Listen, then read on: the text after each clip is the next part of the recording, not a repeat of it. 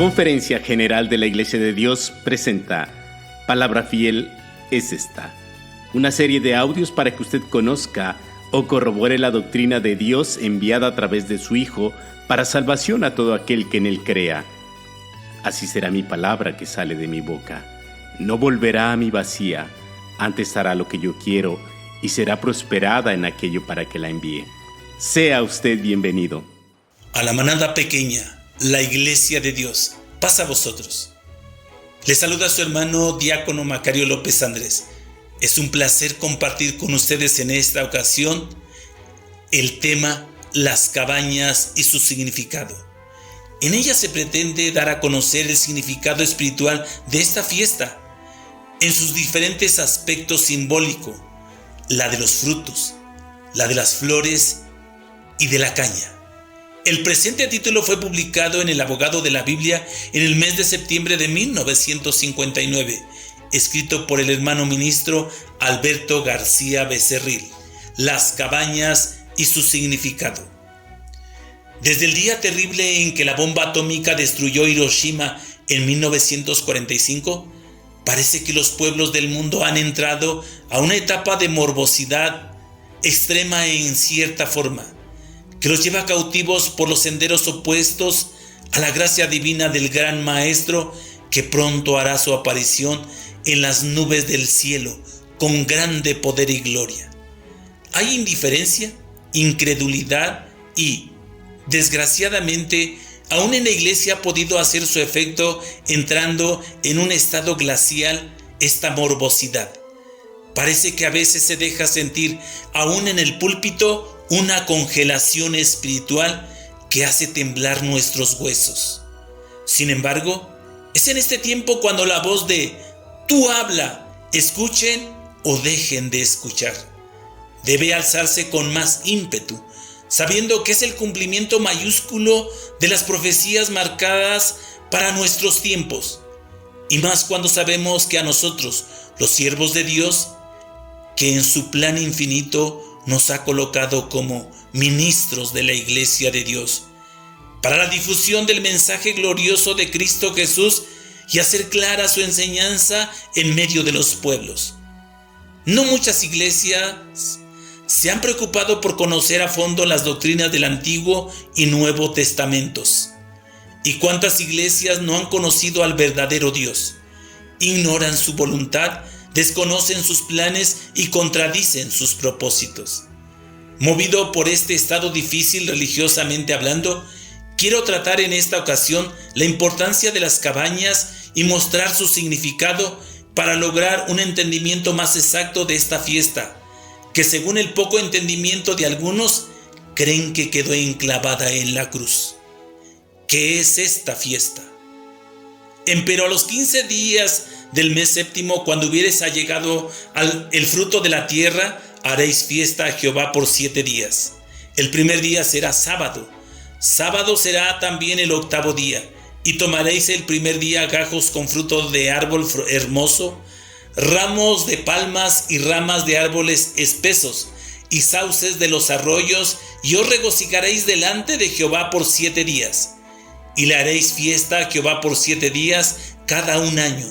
Será estatuto perpetuo por vuestras edades, en el mes séptimo la haréis. Levítico capítulo 23, versículo 38 al 44. Habremos de notar en esta escritura que cuando Dios entregó sus leyes a Moisés, estableció esta fiesta hermosa, ordenándola por pacto perpetuo. Éxodo capítulo 23, versículo 17. Dios tenía muchas razones para establecer este memorial. Esta recordaría la historia de la creación del mundo, cuando Dios formó al primer hombre y lo puso en el paraíso edénico. El hogar de esta primera pareja estuvo formado indudablemente de ramas de árboles. Ver Génesis capítulo 2. El Génesis es, pues, la historia más real del principio de nuestra solemnidad de las cabañas. Todos los habitantes primitivos del mundo, después de la creación del hombre, no construyeron suntuosos edificios ni bellas quintas, como fue más tarde. Adán fue entonces uno de los primeros hombres que habitó en cabañas, una cabaña dispuesta por Dios para él y su esposa. Sucesivamente analizamos las peregrinaciones de los primeros hombres de Dios y lo vemos habitando en cabañas. Abraham, por ejemplo, habitó en cabañas, él y todos los suyos. Hebreos capítulo 11, versículo 9. Cuando el pueblo de Israel cayó cautivo bajo el poder del rey de Babilonia, las condiciones desfavorables para la celebración de esta fiesta en Israel, dando a entender que todos los cautivos, Éxodo capítulo 3, versículo 9, Nehemías capítulo 8, versículo 17, Segunda de Timoteo capítulo 2, versículo 26, no tuvieron la libertad en Cristo para hacer la fiesta de las cabañas. Sin embargo, notaremos que cuando el pueblo de Israel fue libertado de aquel cautiverio de 70 años en Babilonia, Esdras y todos los dirigentes del pueblo repararon el culto de Dios, comenzando por esta fiesta hermosa de las cabañas. Ver Nehemías capítulo 8, versículos del 14 al 17. ¿Por gusto el pueblo de la antigüedad hizo sus enramadas?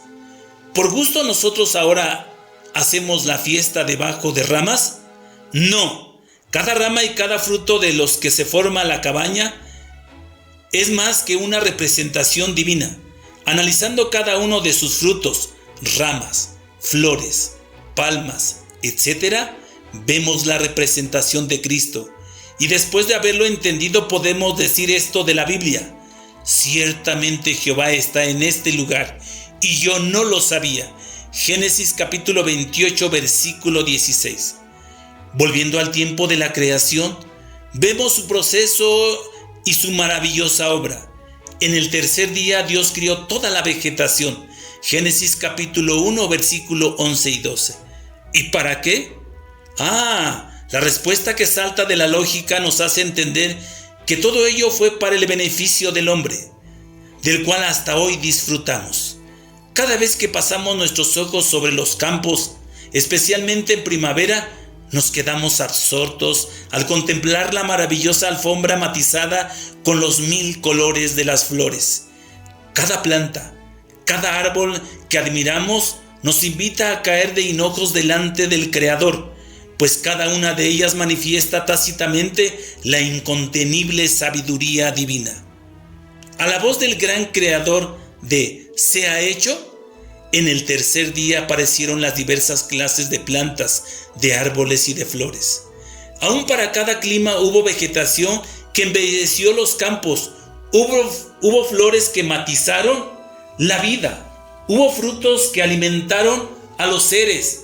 Para los climas cálidos, una clase de árboles, de flores, de frutos. Asimismo, para los climas fríos como para los templados. He ahí la gran sabiduría de Dios, poniendo sus leyes a los árboles y a su poder divino que los mueve para darnos, por ejemplo, en el mes de junio, frutos especiales que nos deleitan. En el mes de julio, nuestras mesas se llenan de duraznos, peras, manzanas, etc. Y en el mes de agosto, las higueras están prestas para darnos abundante fruto, las cerezas tardías y, en fin, diversos frutos hermosos. Todo esto fue previsto por la sabiduría de quien formó todas las cosas, por amor a aquella pareja que puso en el Edén y de sus descendientes. Cabe también pensar en la inmensidad de árboles que llenan los montes. ¿Qué jardinero ha tenido el cuidado suficiente para plantar todos los árboles? ¿Quién podrá ser suficiente para plantar todos esos árboles? ¿Quién podrá ser suficiente para regarlos, así como los pastos hermosos que cubren la tierra? Son ellos como predicadores elocuentes que en su lenguaje nos manifiestan a su Creador. En esos árboles y esa vegetación se inspiró David para proporcionar la fresca sombra y da albergue y alimento a miriadas y miriadas de animales. Solo la mano potente ha sido capaz de crear todo ello, pero nosotros no entendemos. Símbolos de las cabañas. Las ramas con las cuales se adornan y se forman las cabañas tienen un simbolismo muy hermoso, pues estas brotan del tronco de donde reciben la savia que es la vida. En las Santas Escrituras encontramos que el árbol viene a ser un símbolo del hombre. Puede ser árbol que dé fruto bueno o malo, productivo o estéril. Así es como Dios compara al hombre, al bueno y al pecador. El profeta y rey compara a los hombres como árboles plantados junto a arroyos de aguas. Salmo capítulo 1, versículos del 1 al 4. En esta forma Dios nos muestra la conducta de hombres de carácter saturado de orgullo y vanidad, como nos simboliza también en ellos a los hombres sinceros, mansos, humildes. Y sabrá todos los árboles del campo que yo Jehová abatí al árbol sublime y levanté el árbol bajo. Yo Jehová hablé e hice. Ezequiel capítulo 17 versículo 24. Así entonces hay hombres buenos y malos, pero por sus frutos deben ser conocidos. Mateo capítulo 7 versículos del 16 al 18. Jesús, haciendo referencia a su misma persona, un poco antes de ser crucificado, volviéndose a las mujeres de Jerusalén, dijo: porque si en el árbol verde hacen estas cosas, en el seco, ¿qué no se hará? Lucas capítulo 23 versículo 31. Jesús mismo se representa como árbol verde, siempre fructífero por excelencia. De él se dice en los cantares de Salomón que es como el manzano entre los árboles silvestres. Él es el árbol de la vida plantado en el paraíso de Dios. Las ramas brotan del tronco y buscan siempre la elevación. De ellas nacen las hojas, las flores y los frutos, pero no porque ellas tengan la fecundidad y la vida, sino del tronco de donde penden. Esta es la figura que usa el apóstol Pablo para hacernos entender nuestra condición en la oliva, símbolo del pueblo judío. Dice que nosotros los gentiles hemos sido injertados en ella, pero no somos nosotros como gentiles más que la raíz, porque no sustentamos a la raíz, sino la raíz a nosotros. Romanos capítulo 11 versículos del 16 al 22. Por esta razón, habiendo sido injertados en la buena oliva, o sea que hemos sido añadidos al pueblo judío, Efesios capítulo 2 versículo 11 al 13, los frutos de ese árbol deben manifestarse en nosotros, porque recibimos la misma savia, las mismas leyes, las mismas ordenanzas, las mismas instrucciones.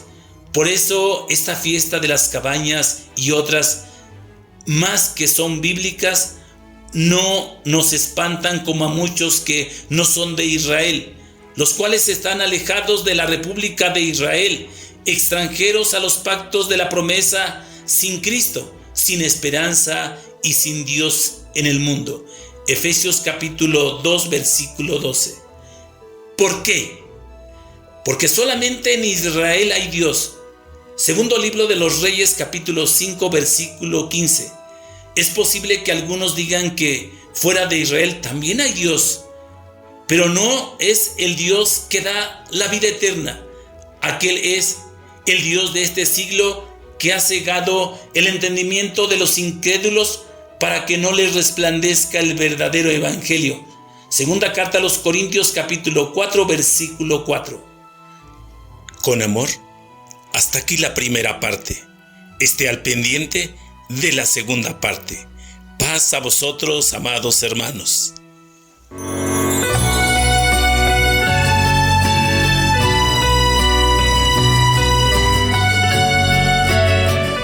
La Conferencia General de la Iglesia de Dios presentó Palabra Fiel es esta, una serie de audios para que usted conozca o corrobore la doctrina de Dios enviada a través de su Hijo para salvación a todo aquel que en Él crea.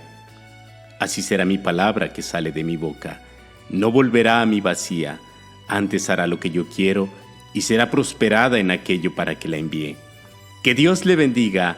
Paz a vosotros.